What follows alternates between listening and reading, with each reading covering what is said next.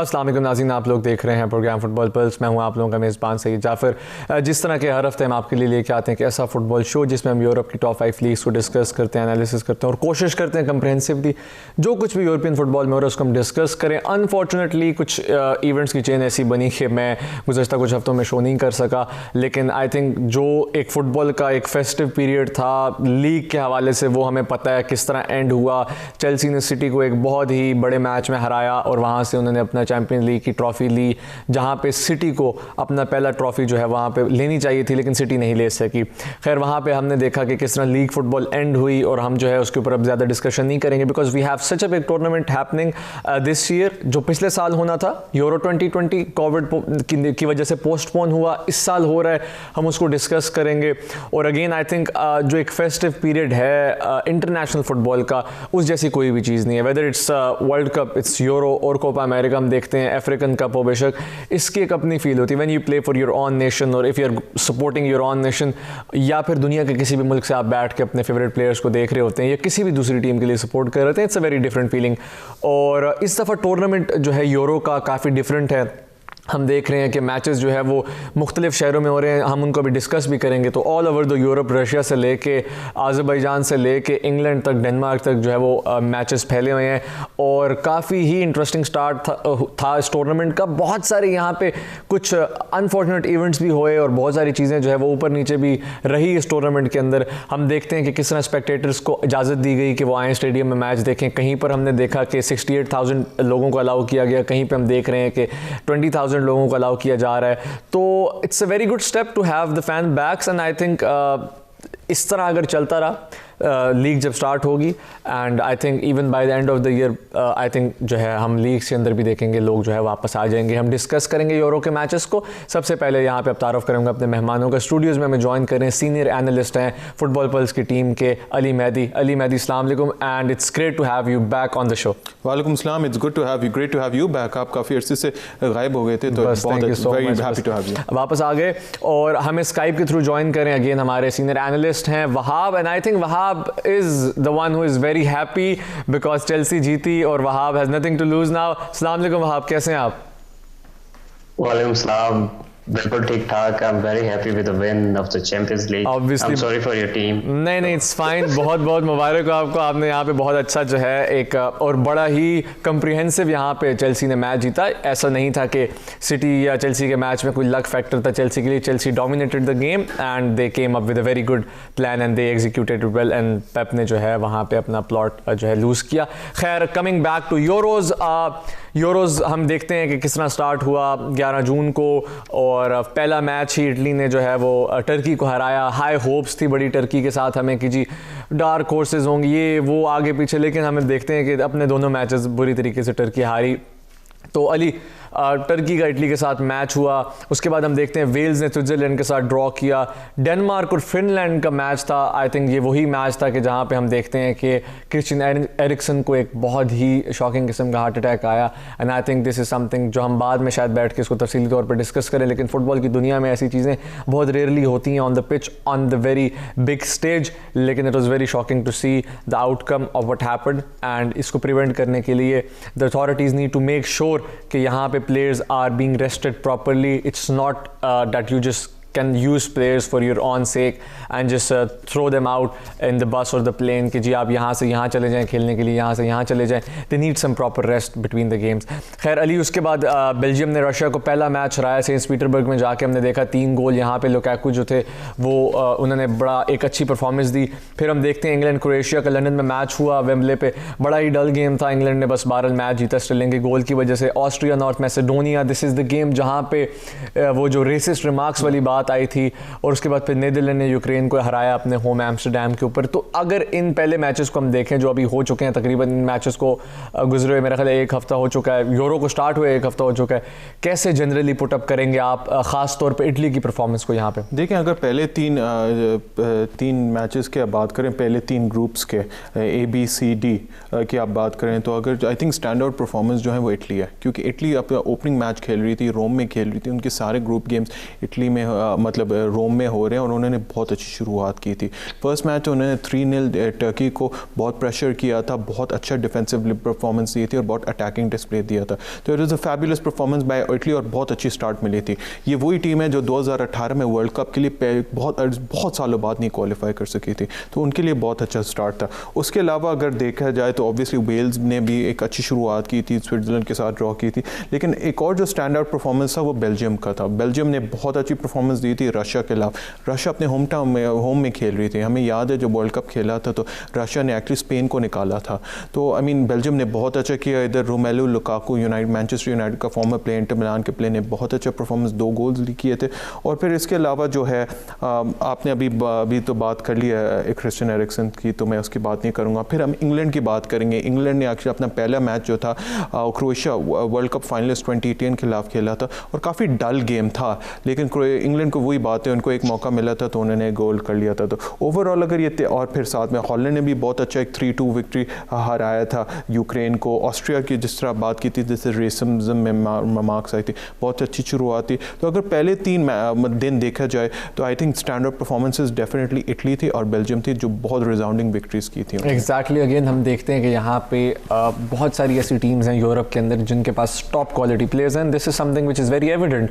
All the top European leagues have the top players from all around the Europe, लेकिन सबसे important होता है कि आपके प्लेयर्स आपकी नेशनल टीम में कितने कोऑर्डिनेशन में खेलते हैं। I think this is something which has been the main key factor for the lack of performance in the top teams. हम बात इंग्लैंड की करें, हम बात मे बी स्पेन की करें।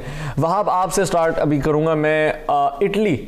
वहाँ बहुत अच्छी डिफेंसिव परफॉर्मेंस रही इटली की थ्रू आउट आई थिंक, और हम एक्सपेक्ट नहीं कर रहे थे कि यार इटली जैसी टीम अपने अटैक को और अपने डिफेंस को लिंक करेगी in a very new transition. हम इटालियन टीम को देखते हैं, they used to play in a system where there was one centre forward. हम देखते हैं कि लॉन्ग बॉल्स खेलते थे और एक इस किस्म की इनकी स्ट्रैटेजी होती थी कि जहाँ पे they would and up with winning the game with 1-0 margin और मे बी 2-0 मार्जिन।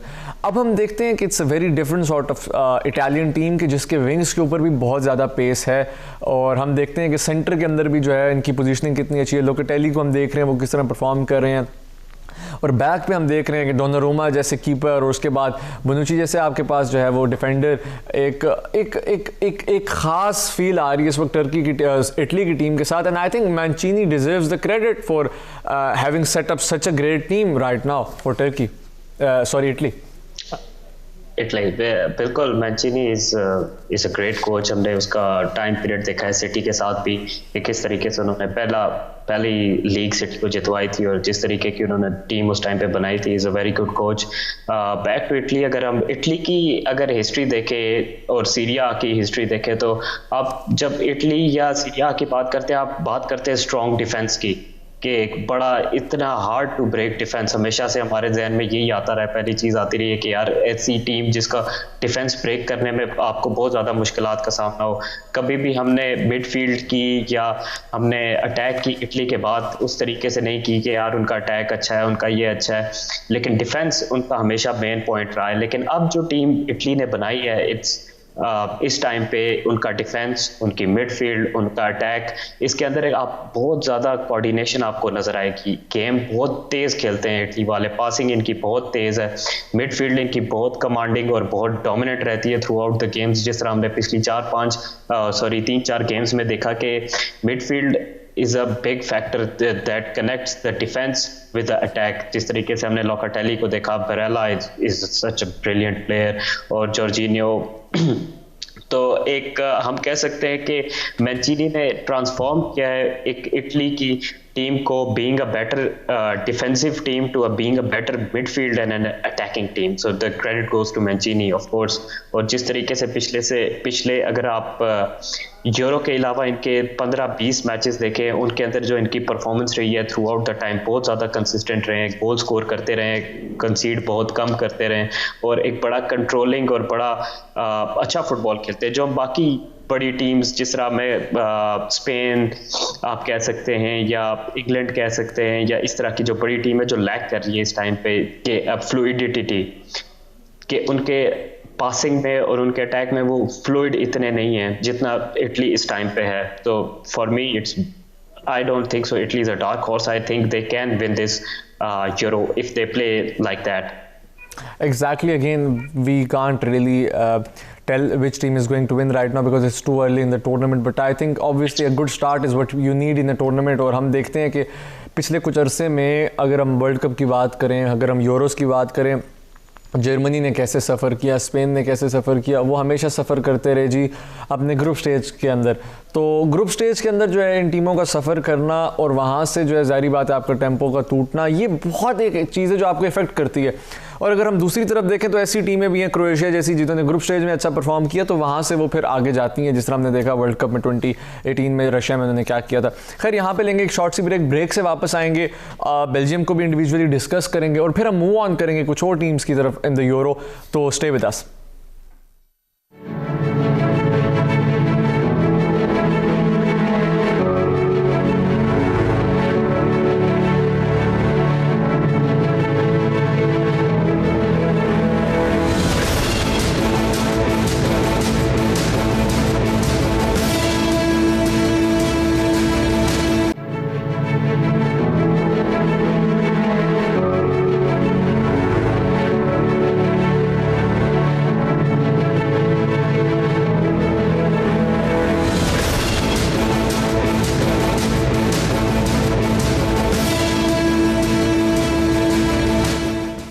जी हाँ नाज़रीन, वेलकम बैक। ब्रेक से पहले जिस तरह कि हम इंडिविजुअली डिस्कस कर रहे थे परफॉर्मेंसेस, हमने बात की कि किस तरह जो है यहाँ पे इटली ने अपनी परफॉर्मेंस को बूस्टअप किया। Ali, I will come to Belgium and I think अगर इसको हम डिस्कस करें तो मेरा ख्याल है सबसे अच्छा ऑप्शन ये होगा कि हम बेल्जियम वर्सेस रशिया पे बात करें तो 3-0 सेंट पीटर्सबर्ग में जाके हराना है। आई थिंक दिस मैच में हम देख रहे थे डे ब्रुयना भी ट्रैवल उन्होंने नहीं किया था, he was staying in Brussels, तो वो जो है अपनी इंजरी के लिए रिकवर कर रहे थे।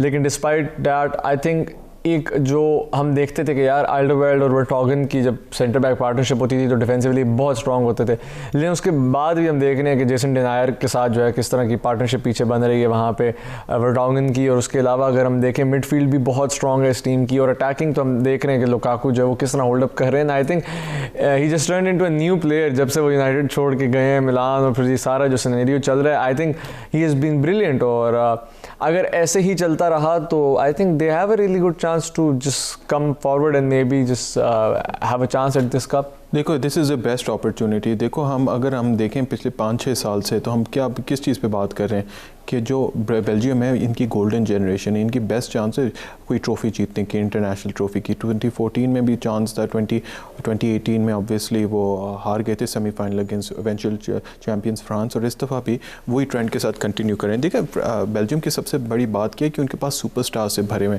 आप फॉरवर्ड लाइन देखो, लुकाकू है, क्रिस्टियन बेंटेके होते थे, आई डोंट थिंक वो अभी हैं टीम में।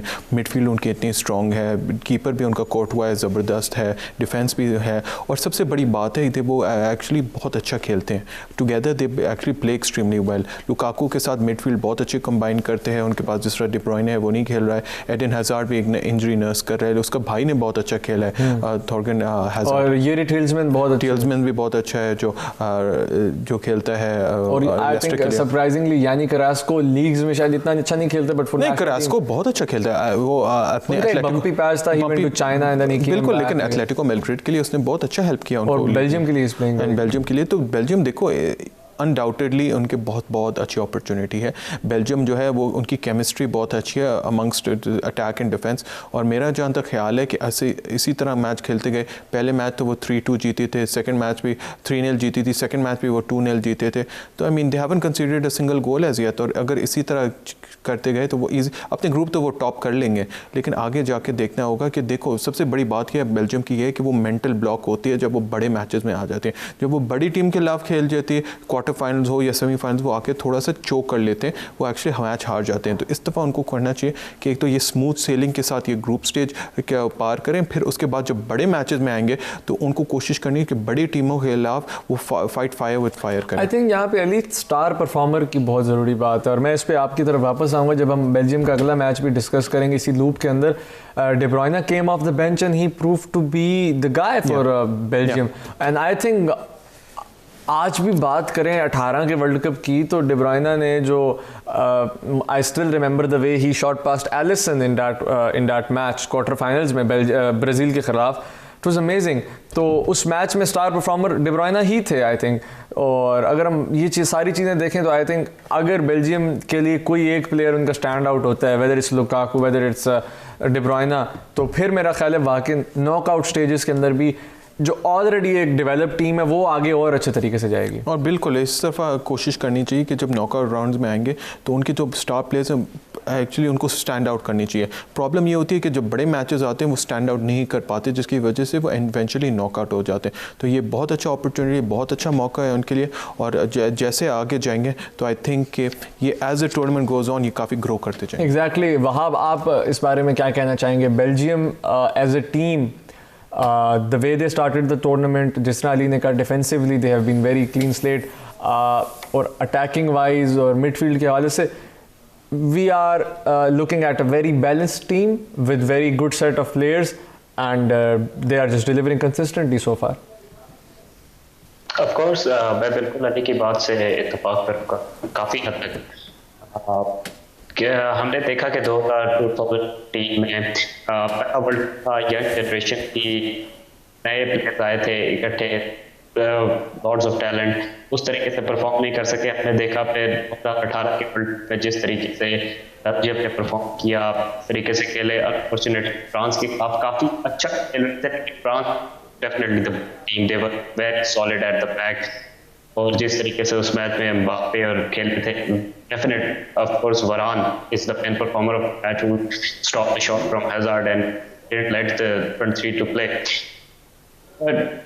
अगर हम बेल्जियम को देखें, एक टीम की कोर को देखें, प्लेयर देखें, तो they have been playing together for like 4, 5, 6 years now, so they have a very good chemistry जिस तरीके से वो खेलते हैं। और हमें ये चीज़ उनकी गेम में नजर आती है, जो बड़े प्लेयर हैं जिस तरह वहाँ भी यहाँ पे एक और चीज़ वहाँ बड़ी इंपॉर्टेंट है कि आई थिंक थेरी ऑनरी जैसे बंदे इस वक्त इस टीम को मेंटोर कर रहे हैं अली यहाँ पे, और रॉबर्टो मार्टिनेज जो है वो भी काम कर रहे हैं तो कैपेसिटी के अंदर एज ए मैनेजर। तो ये भी एक बड़ा है कि इनका जो मैनेजमेंट स्टाइल है बेल्जियम का वो भी बड़ा बैलेंस्ड है, क्योंकि इनके पास जर्मन लोग भी हैं और इनके पास फ्रेंच लोग भी हैं। क्योंकि बेल्जियम हम टेक्निकली देखें तो they have this French and Dutch thing going on, so उनके पास नेदरलैंड्स, जर्मनी और फ्रांस यहाँ की मैनेजमेंट का एक कोर है। तो आई थिंक इसका बड़ा उनको पॉजिटिवली इफेक्ट होता है कि जर्मनी से वो बैलेंस लेते हैं, फ्रांस से they know how to rotate the players, Netherland से they learn about the flair and the glamour. तो आई थिंक इस हवाले से they are like one of the balance team in this cup. Of course, I mean, Thierry Henry is one of the best striker in the Premier League of all time, no doubt. So if he is coaching Lukaku, you can see the difference between Lukaku's performance over the years, like how he has developed his game. क्योंकि पहले United के अंदर Lukaku was always had a potential, but now he has that killer instinct of a striker. He has the physicality and the killer instinct to finish the ball wherever in the box he is. So definitely ये बहुत ज़्यादा help कर रहे हैं Thierry Henry Lukaku को develop करने के लिए। और बेल्जियम की team of course they need goals, so this is very positive, क्योंकि आपको हर स्टाइल ऑफ प्ले, हर डिफरेंट कंट्रीज का स्टाइल ऑफ प्ले आपको मिक्स करके आप एक गेम बनानी है, जो कि एक बड़ा इंपॉर्टेंट होता है आपकी टीम को डेवलप करने के लिए। आप गेम के अंदर आप किस तरीके से अडेप्ट करते हैं डिफरेंट सिचुएशंस को। So this is really positive for Belgium. Exactly.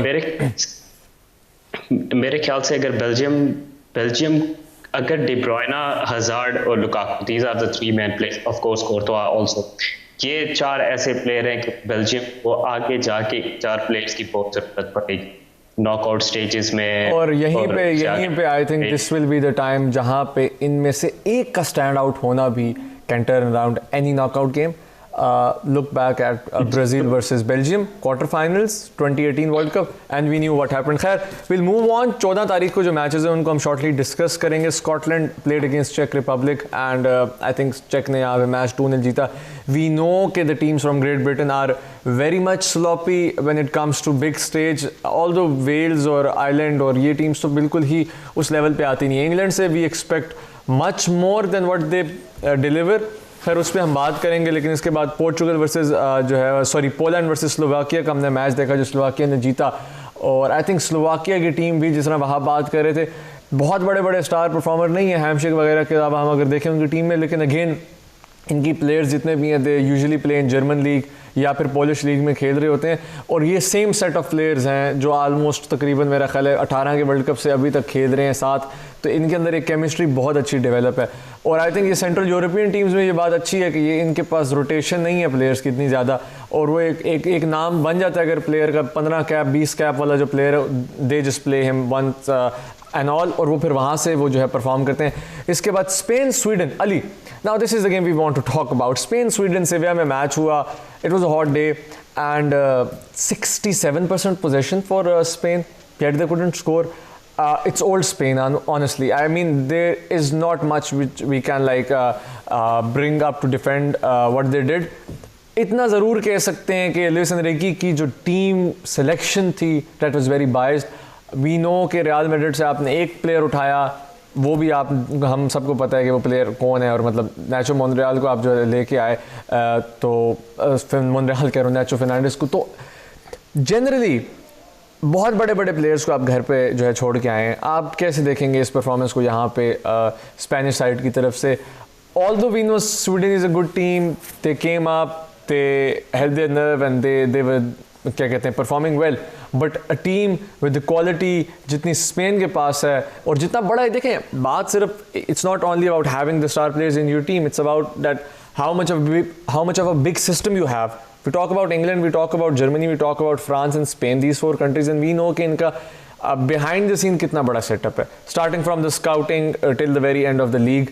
तो इस situation में इस तरह का स्टार्ट लेना, और फिर हम अगला मैच भी डिस्कस करेंगे, वो भी इससे मेरा ख्याल है कोई ज़्यादा ख़ास मुख्तलिफ नहीं है। जाफ़र, अगर देखा जाए तो since the beginning of the century, 21st century 21वीं सदी से शुरू अगर देखा जाए तो सबसे बेहतरीन टीम जिसने डोमिनेट किया था कौन था वर्ल्ड सुपर पावर, वो स्पेन था। 2008 से लेकर 2012 तक उन्होंने 2 यूरोपियन चैम्पियंस 2 यूरोपियन ट्रॉफीज़ जीती थी, और साथ में एक वर्ल्ड कप भी जीता था। उस वक्त जो स्पेन था अनबीटेबल था, लेकिन जब से वो ज़माना ख़त्म हो गया तो फिर आपके जो सुपरस्टार्स रिटायर हुए, उसके बाद स्पेन का डाउनफॉल हो गया, डिक्लाइन आ गया। उसके बाद अगर देखा जाए 2014 का वर्ल्ड कप जीते, 18 का वर्ल्ड कप जीते, 16 भी अगर हम देखें जो यूरोपियन चैम्पियनशिप्स हुए थे उसमें भी स्पेन नहीं परफॉर्म कर पाए, और इसकी एक वजह है स्काउटिंग बहुत अच्छी थी, उनके प्लेयर डेवलपमेंट बहुत अच्छी थी, लेकिन अब अगर देखा जाए तो बहुत प्रॉब्लम्स हैं स्पेन में। जिस तरह की मैनेजमेंट के अगर तौर पर देखा जाए तो लुइस एनरिके थे, वो चले गए थे, उनके बेचारे बेटी की डेथ हुई थी, फिर साथ में जो हुआ था आई बिलीव डेथ या साथ में उनकी कुछ हादसा हुआ था, उसके बाद क्या हुआ था वो चले गए थे, फिर एक और कोच थे उनको फिर निकाला गया, वो वापस आ गए, तो उसकी वजह से काफ़ी डिसएनफ्रेंचाइज और डिसहार्मनी हुई थी स्पेन के सेटअप के अंदर। साथ साथ में क्या हुआ था कि आप अगर देखा जाए तो स्पेन में काफ़ी प्रॉब्लम्स हैं। अब आप एक प्लेयर भी रियल मैड्रिड से नहीं सेलेक्ट कर सकते, ये वो टीम है जो एक्चुअल लीग जीतने वाली थी, और उनसे आप लेजेंड्स को नहीं पिक किया, जिस तरह आपने वो सर्जियो रामोस को नहीं पिक किया, one of the greatest centre backs for Spain, साथ में पिके को भी नहीं उन्होंने पिक किया था, असेंसियो नहीं गए, वास्केज नहीं गए, डैनी कार्वाल नहीं गए थे, वेलवर्डे नहीं गए। देखिए ये 4-5 ज़बरदस्त ये चैंपियंस लीग पेडिग्रीड विनर्स हैं, इन्होंने इतना कुछ जीता है। और अगर इनकी कारकर्दगी अगर देखा जाए स्पेशली अगेंस्ट स्वीडन, उस मैच में स्पेन ने कुछ खास क्रिएट भी नहीं किया था। स्वीडन ने किया था कि जो है लो ब्लॉक डिफेंस उन्होंने किया था, और उन्होंने क्या किया था डिफेंड ही करना था, क्योंकि उनको पता है कि ऐसे हॉट कंडीशन में अगर आप डिफेंड करोगे तो स्पेन के लिए बहुत मुश्किल होगा, एंड दैट्स एग्जैक्टली जो स्वीडन ने किया था। उन्होंने खुद ऑफर नहीं किया था, और उस मैच में भी वो उन्होंने ड्रॉ किया, सेकंड मैच में भी स्पेन ने अभी ड्रॉ किया। तो अब स्पेन जो है मुझे तो नहीं कंटेंडर्स लग रहे, और अगर इन्होंने ग्रुप से क्वालिफाई कर लिया तो मुझे नहीं लग रहा है कि राउंड ऑफ 16 से आगे जा सकेंगे, क्योंकि उनकी जो टीम है वो जो केमिस्ट्री है, वो जो अटैकिंग फ्लेयर है और जो क्वालिटी नज़र आती थी वो इस दफ़ा नहीं नज़र आ रही। एग्जैक्टली, अगेन मैं वहाँ की तरफ भी जाऊँगा, लेकिन शॉर्टली उससे पहले कि वहाँ जाऊँ आपसे दोबारा पूछूंगा पोर्चुगल वर्सेस हंगरी 3-0। एक नॉर्मल स्टार्ट था मैच का, Hungary was very good first game, जहाँ पे फुल कैपेसिटी स्टेडियम भरा हुआ था, हम देख रहे थे, और एक ऑफ साइड सिचुएशन बनी पहले हाफ में। दूसरे हाफ में हम देखते हैं कि एंड पे फिर किस तरह जो है वो रोनाल्डो की परफॉर्मेंस की वजह से जो है हमने देखे कि गोल आए, और यहाँ पे 3-0 ये मैच जो है क्या कहते हैं पोर्चुगल ने जीता। And I think this was the start they were hoping for, and I think it's not only about Portugal winning, it's about Ronaldo dominating the game कि जिसकी वजह से बड़ी चेंज आती है? देखिए पोर्चुगल जो है वो डिफेंडिंग चैंपियंस है, दफाई चैंपियंस, और पोर्चुगल पे सबसे ज़्यादा प्रेशर है। क्यों जाफर? क्योंकि वो ग्रुप ऑफ डेथ में, उनके पास फ्रांस भी है, जर्मनी भी और हंगरी है, तो ये आप मैच स्लिप अप नहीं कर सकते थे। तो काफ़ी प्रॉब्लम्स आ रही थी और 82 मिनट तक वो गोल नहीं कर पाए थे। ये मैच बिल्कुल हंगरी ने बहुत अच्छा डिफेंड किया था, प्रॉब्लम्स क्रिएट किया था, पोर्चुगल खुद अपने उनके चांसेस थे, लेकिन जब हंगरी की टीम थक गई थी तो वो जो क्वालिटी थी वो नज़र आई। साथ में उनको रेरो ने गोल किया था, फिर साथ में रोनाल्डो भी ने एंड वो आइसिंग ऑन द केक डाल दिया था, वो 2 गोल्स के साथ पेनल्टी और फिर एंड में जो उन्होंने किया था। तो इससे पता चलता है कि जो पोर्चुगल है उनमें अभी क्वालिटी है और वो टीम्स को अगर वो शुरू में नहीं गोल करें तो वेयर डाउन कर सकती है। तो पोर्चुगल जो है उनकी बहुत अच्छी शुरुआत थी, उन्होंने ये मैच जीता है और आगे जाके देखना होगा कि अगर पोर्चुगल आगे बढ़ना चाहती है तो उनको बड़े टीमों के खिलाफ इसी तरह का परफॉर्मेंस अच्छे और साथ में डिफेंड करना पड़ेगा उनको। एग्जैक्टली अगेन हम यहाँ पे लेंगे एक ब्रेक से वापस आएंगे, हम बात करेंगे फ्रांस वर्सेस जर्मनी की। अगेन ग्रुप एफ इतना खतरनाक ग्रुप है, हम हंगरी एक्सपेक्ट कर रहे थे कि चलो एक आसान मैच होगा, टीम्स हंगरी वाले मैच से निकल जाएंगी, लेकिन हंगरी का मैच भी इतना मुश्किल होता जा रहा है कि हमें बाद में हमने देखा कि यहाँ पे जो है फ्रांस की किस तरह की हंगरी के साथ परफॉर्मेंस रही और जो है कितना यहाँ पे प्रॉब्लम बन रहा है टीम्स के लिए। खैर यहाँ पे लेंगे एक शॉर्ट सी ब्रेक से वापस आएंगे, कुछ और मजीद मैचेस हैं उनको डिस्कस करेंगे। Obviously we are trying to get back on the track with the matches which have happened so far. From the next week probably we'll have each game को properly analyzed, तो वो भी हम इंशाल्लाह करेंगे। यहाँ पे लेंगे एक शॉर्ट सी ब्रेक, स्टे विद अस।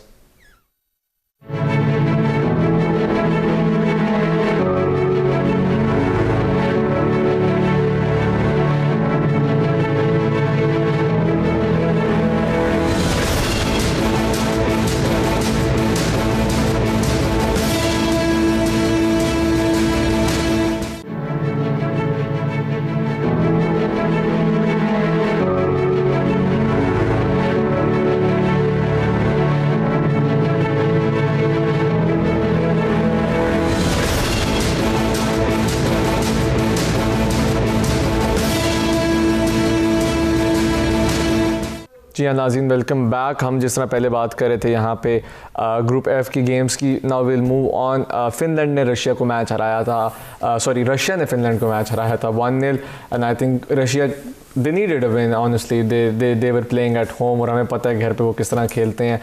जिस तरह अली ने भी कहा था स्पेन को उन्होंने 18 में किस तरह बाहर किया था। उसके बाद टर्की वेल से फिर हारी। Baku if it's not Istanbul, Baku is again Turkey का घर। This is what we think basically.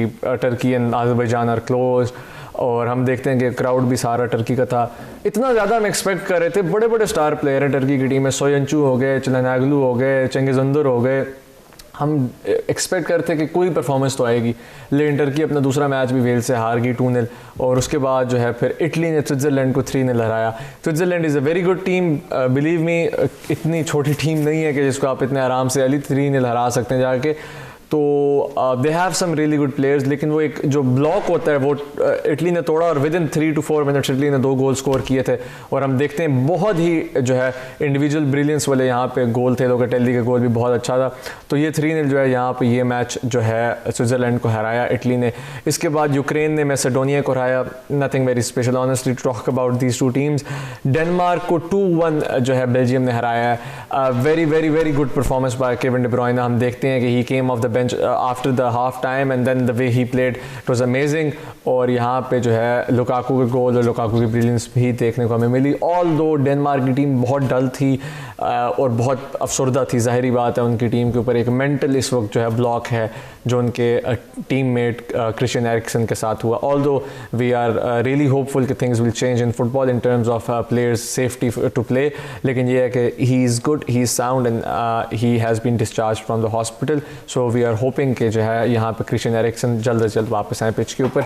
Then Netherlands one against Austria, big game for Netherlands, they played at Amsterdam. We know Austria, they are a good team, they are a balance team and we were expecting something from them, but honestly बहुत ही shocking performance थी from Austria side.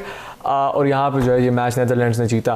तो वहाँ ये matches जो अभी मैंने 16 और 17 तारीख के डिस्कस किए, कैसे आप इन सारे मैचेस को इंडिविजुअली देखेंगे?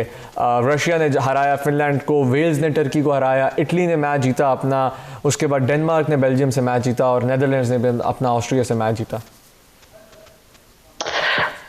कुछ मेरे लिए शौक थे जिस टर्की का मैच टर्की की परफॉर्मेंस इस यूरो काफ़ी बड़ा शौक था। जिस तरीके के पास प्लेयर्स हैं वो अपनी लीग में रिस्पेक्टिव लीग्स में जिस तरीके से परफॉर्म कर रहे हैं, हम सारे एक्सपेक्ट कर रहे थे कि टर्की इस season their performance has been lackluster, slow,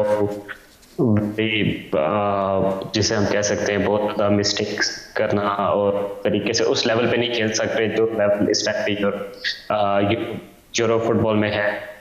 तो उस डेफिनेटली ये शौक। रशिया की टीम जिस तरीके से खेलती है हमने 2018 में भी देखा, जिस तरीके से ओवरऑल पूरे इवेंट में परफॉर्मेंस बहुत ज़्यादा अच्छे प्लेयर्स हैं उनके पास, टीम की कोऑर्डिनेशन अच्छी है और अपने होम पे तो like they are ready. So that was expected, I guess, in a way. But overall, इस टाइम पे पूरे में जिस टीम सबसे ज़्यादा डिसअपॉइंटेड वो है टर्की। एक्सपेक्ट करा था उन्हें ज़्यादा अच्छा खेल के, उसके अलावा काफ़ी रिजल्ट्स शॉक नहीं कह सकते लेकिन बहुत बैलेंस रिजल्ट हैं जो डेफिनेटली एक्सपेक्ट कर रहे थे। जिन टीम को परफॉर्म करना, जिन टीम नहीं परफॉर्म करना वो उस हिसाब से जा रहे हैं, except for Italy perform really well. Exactly. और यहाँ पे जिस तरह अभी भाव ने बात की जो टर्की की परफॉर्मेंस है, मैं शो के स्टार्ट से कह रहे हैं कि बहुत ज़्यादा जो है वो अनएक्सपेक्टेड थी। खैर थोड़ा सा मूव ऑन करेंगे, 18 तारीख के मैचेस को देखेंगे। स्वीडन ने स्लोवाकिया को हराया। Very very good and balance performance by Sweden and so far Sweden has been very good and I think अगर हम इनके भी जो है ग्रुप्स को भी डिस्कस करेंगे, स्वीडन टॉप पे ग्रुप ई के। और उसके बाद जो है चेक और क्रोएशिया का ड्रॉ हुआ, इंग्लैंड और स्कॉटलैंड का ड्रॉ हुआ है। इस पे थोड़ा सा आप जो रोशनी डालें, हंगरी का फ्रांस से भी ड्रॉ हो चुका है। एक्सपेक्ट नहीं कर रहे थे इतनी बड़ी अटैकिंग लाइनअप, इतनी बड़ी बड़ी अटैकिंग लाइनअप्स के बाद ये मैच यहाँ पे ड्रॉ होना I think is something not worth it by that क्या कहते हैं फ्रेंच कैंप। और उसके बाद पोर्चुगल और जर्मनी का मैच जो हमने देखा कल हुआ, आई थिंक जर्मनी को 15-20 मिनट बाद जाकर रियलाइज हो कि यार ये तो जीतना है, अब नहीं जीतेंगे तो फिर तो काम खराब हो जाएगा। I think that's when they basically started to push up and उसके बाद आई थिंक पोर्चुगल जो है वो नहीं कंट्रोल कर सकी और विंग्स पे भी पोर्चुगल के बड़े बुरे हालात थे। और हम देख रहे हैं कि बैक पे भी जो है उनके लेफ्ट बैक राइट बैक कहीं पे भी नहीं थे, बड़े डिसऑर्गेनाइज्ड थे। और इस पूरे मैच में दोनों टीम्स के तकरीबन गोल जो है वो साइड से ही आए हैं, तकरीबन साइड से क्रॉस हुए हैं, साइड से बॉल अंदर मूव हुई है। तो ये मैच इस तरह गया है। और फिर स्पेन पोलैंड पे I honestly don't have anything to say, it was another draw by Spanish team. देखिए अगर सबसे पहले देखा जाए तो जो इंग्लैंड वर्सेस स्कॉटलैंड था वो बहुत बड़ी गेम किया करार दिया, वो काफ़ी हाइप थी इस गेम के ऊपर। लेकिन जो मैच इतना डल था, इतना बोरिंग मैच था, कुछ था ही नहीं इस मैच में। इंग्लैंड आप सोच रहे थे कि वो अटैक करेगी, वेम्बली पे खेल रही, बहुत ज़बरदस्त खेलेगी, केन है उनके पास, फोर्डन है, बहुत ज़बरदस्त प्लेयर, स्टर्लिंग खेल रहे थे। अली आपको यहाँ पे इंटरप्ट करूँ, जैक ग्रिलिश को ना खिलाना और जाडन संजो को ना खिलाना, इसके पीछे आप क्या कहें? मुझे समझ नहीं आ रही है कि ग्रिलिश को क्यों नहीं खिला रहे। ग्रिलिश आपका creative 3 man of the match award before coming to the Euros, 3 man of the match awards और वो आपका एस्टन विला का बेस्ट प्लेयर, वो सारे बड़े क्लब्स उसको चाहते हैं, उसको नहीं खिलाया। आप रहीम स्टर्लिंग जो कंप्लीटली आउट ऑफ फॉर्म है आप उसको ला रहे हैं, तो उसकी लॉजिक नहीं समझ आती है। सैंचो को देखो, सैंचो ने क्या ज़बरदस्त खेला है बोरुसिया डॉर्टमंड के लिए, हॉट प्रॉस्पेक्ट है, 18 गोल्स किए थे, काफ़ी गोल्स किए हैं उसने, असिस्ट भी काफ़ी किए बोरुसिया डॉर्टमंड, मैनचेस्टर यूनाइटेड उसके पीछे, आप उसको नहीं खिला रहे। तो गैरेथ साउथगेट की साइकी को मुझे समझ नहीं आ रही है कि वो क्या करे। क्रिएटिविटी वो मिसिंग लिंक थी। लेकिन अगर स्कॉटलैंड को देखा जाए, क्या हीरोइक परफॉर्मेंस स्कॉटलैंड ने दिया। उनके एक तो टीम भी बहुत अच्छा, उन्होंने बहुत अच्छा सॉलिड डिफेंस दिया था और साथ में उनके जो स्टार प्लेयर्स थे उन्होंने बहुत अच्छा परफॉर्मेंस, टियर्नी ने बहुत अच्छा खेला, रॉबर्टसन ने बहुत अच्छा खेला, आई मीन स्कॉट मैकटॉमने भी डाइक्स ने भी बहुत अच्छा खेला। तो वो उनके लिए एक बहुत बड़ा ये ड्रॉ थी वेम्बली में जाके, and they were actually happy to get a draw. नहीं, वो तो बहुत खुश थे और उनको पता है कि आखिरी मैच अगर वो जीतेंगे तो they have a very good chance. अगर क्रोएशिया को हरा दिया तो फिर वो भी क्वालिफाई कर लेंगे। तो स्कॉटलैंड अब थोड़ी ड्राइविंग सीट में आ चुकी है। हंगरी फ्रांस अगर देखा जाए तो वो बड़ा शॉकिंग रिजल्ट था। हम सब सोच रहे थे कि फ्रांस का एक हीरोइक परफॉर्मेंस जर्मनी के बाद वो ये मैच जो है वो आराम से जीत सकेगी, लेकिन नहीं, जो हंगरी ने बहुत अच्छा खेला, उनकी क्राउड उसके पीछे थे, फुल कैपेसिटी क्राउड थी, उन्होंने गोल लिया था और फिर ग्रेजमैन ने उसके बाद किया था। लेकिन फ्रांस में मैं कहता हूँ थोड़ी सी लेथार्जिक थी और थोड़ा ओवर कॉन्फिडेंस था। Over confidence is an understatement for French team right now. वो बहुत ओवर कॉन्फिडेंस कॉन्फिडेंस, हर कोई कांटे के बारे में, पॉग्बा के बारे में और 3 फॉरवर्ड्स के बारे में कर रहे हैं, लेकिन अगर आप अपनी अटैकिंग थ्रेट को कन्वर्ट नहीं करोगे तो अब प्रॉब्लम है। अब देखो अभी ऐसी सिचुएशन में आ गए कि वो आखिरी मैच पोर्चुगल डिफेंडिंग चैंप्स के, दफाई चैंपियंस के खिलाफ खेला जा रहा है। तो काफ़ी स्टिकी सिचुएशन है इस ग्रुप में, क्योंकि हमें पता नहीं है कि कौन आगे जाएगा और कौन पीछे रह जाएगा।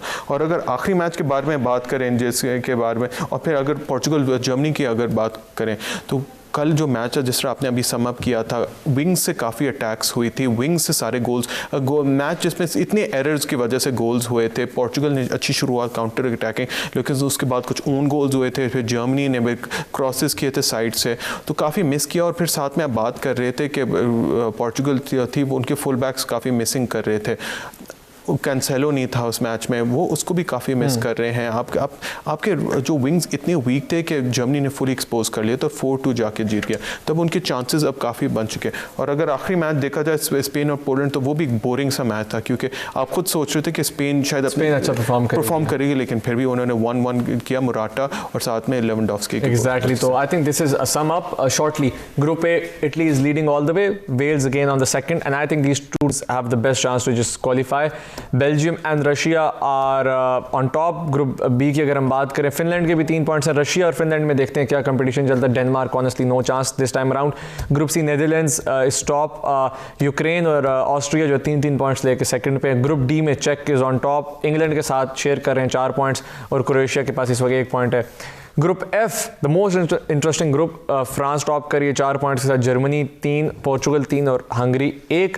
Group E, Sweden is on top with Slovakia and Spain with 3 and 2 points। तो we have some really interesting matches coming up, almost 3 से 4 मैच रोजाना हो रहे हैं, and we are hoping you are enjoying this European fest, and this is going to be few fun weeks, and we are hoping to have some more interesting games in the knockout stages. Thank you Ali Mehdi for being on the show and for giving us comprehensive analysis, and thank you Abdul Wahab for being on the show once again. बहुत अच्छा लगा आप दोनों से बात करके। नाज़रीन, सैयद जाफ़र को, फुटबॉल पल्स की टीम को इजाज़त दीजिए। यूरो के मैचेस के साथ अगले हफ्ते मुलाकात होगी। अपना ख्याल रखिए। अल्लाह हाफ़िज़।